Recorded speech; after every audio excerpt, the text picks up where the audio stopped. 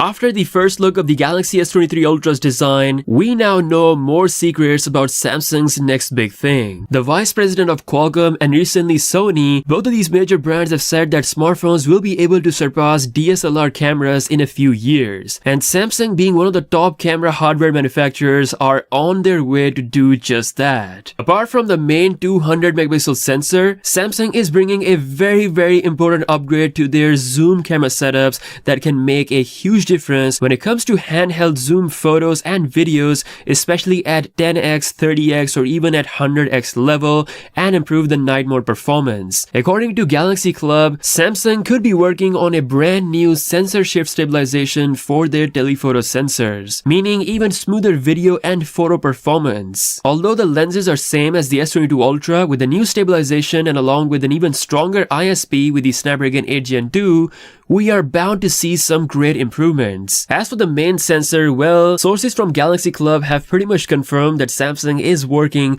on a new Hexa 200 megapixel sensor for the S23 Ultra. Design-wise, the S23 Ultra looks very similar to the S22 Ultra, but there are some new changes. First up, we actually have even slimmer bezels than the S22 Ultra, which is just incredible because Samsung is pushing the boundaries as further as possible. Considering Apple just gave the brightest OLED display on any phone to the iPhone 14 Pro, it's very likely they're going to bring an even brighter or perhaps the same brightness as the iPhone 14 Pro to the S23 Ultra. The back camera lenses are actually slightly thicker than the S22 Ultra, with the two sensors on the side now flushed in for an even cleaner look. Thanks to this brand new resolution, the S23 Ultra could be the first phone to have the true 8K video recording without any crop. Now lastly, the Galaxy S23 series are still rumored to come with the Snapdragon 8 Gen 2 globally with no Exynos model at all. That is still the latest news. Of course, we're keeping our eyes on